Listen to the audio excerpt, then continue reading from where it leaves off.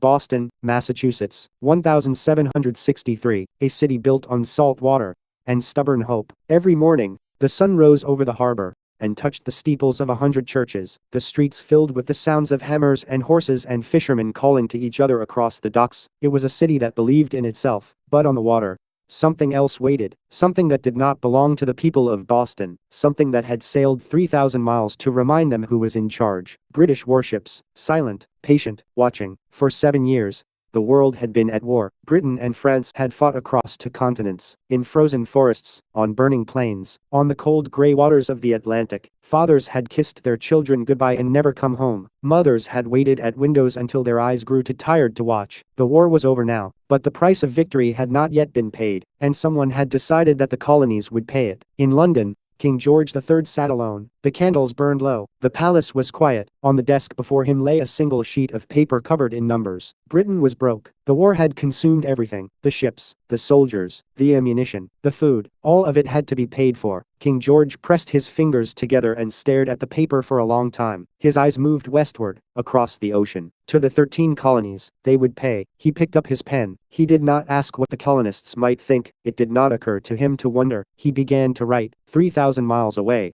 a man named Samuel Adams could not sleep. He sat alone at his kitchen table before dawn, his hands wrapped around a cup of cold tea. On the table before him lay newspapers, letters, pamphlets, all of them carrying the same terrible news from London. A new tax was coming. Samuel Adams was not a wealthy man. He had failed at business. He had struggled with debt his entire life. But there was a fire in him that no amount of hardship could put out. He believed that a man was born free, that no king had the right to reach across an ocean and take what did not belong to him. He stared at the papers on the table. No taxation without representation. The words formed in his mind like a prayer. In the next room, his wife Elizabeth slept. He could hear her soft breathing in the silence of the house. He thought about her for a long moment, about how she never complained, about how she stretched every penny until it screamed, about how she believed in him, even when he gave her very little reason to. She deserved better than this. They all deserved better than this. Every woman in every house in every colony who stretched every penny and never complained. Every family that worked the land from sunrise to sunset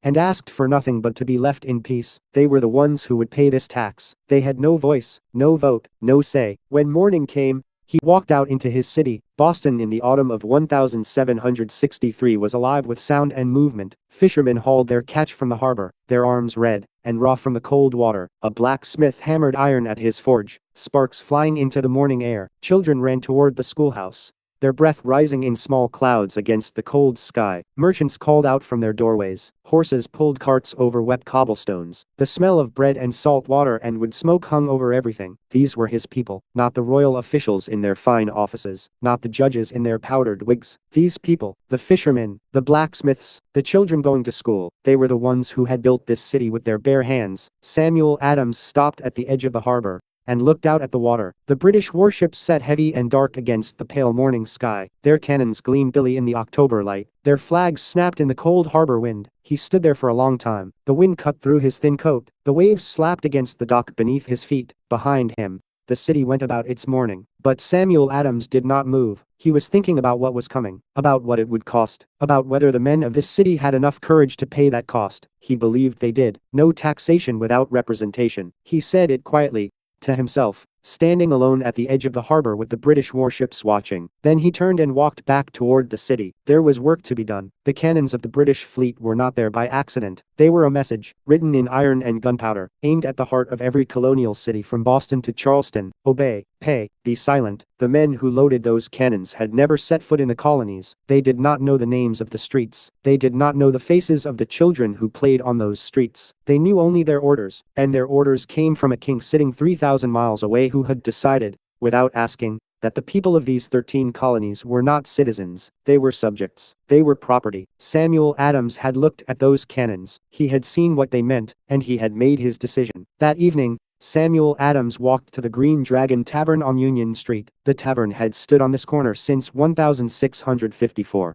Its walls had absorbed 100 years of whispered conversations, of deals made and broken, of plans drawn up by firelight. Tonight, it would absorb something more. From the street, it looked like any other winter evening. Men coming in from the cold, the warm glow of firelight behind the windows, the sound of voices and laughter drifting out into the night air. But inside, Something was beginning, something that would change the world. One by one, they came to him. Paul Revere, the silversmith, his hands still marked from the workshop. John Hancock, young and wealthy and searching for something to believe in. Dr. Joseph Warren, brilliant and passionate, his eyes burning with quiet fire. They leaned close across the table. They spoke in low voices. The Stamp Act was coming. Parliament had decided without asking. Every piece of paper in the colonies would be taxed. Every newspaper, every legal document, every pamphlet. What were they going to do about it? The candle between them burned steadily. Outside, the winter wind moved through the streets of Boston. Four men sat in a tavern and asked each other the most dangerous question in the world. How far are you willing to go? Samuel Adams placed both hands flat on the table. The room fell silent. He looked at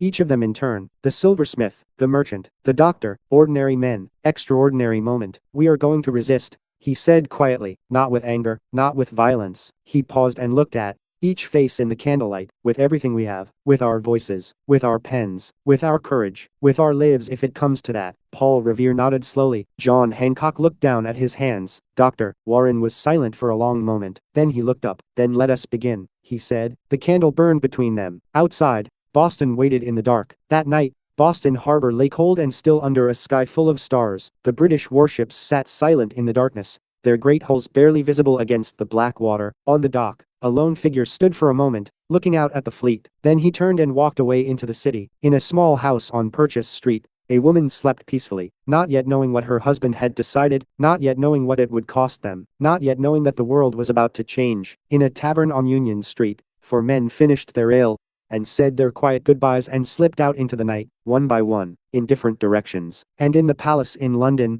a king slept soundly, certain of his power, unaware that something had just begun that he would never be able to stop. The fire was lit. It would not go out. Episode 2 continues. The revolution has begun.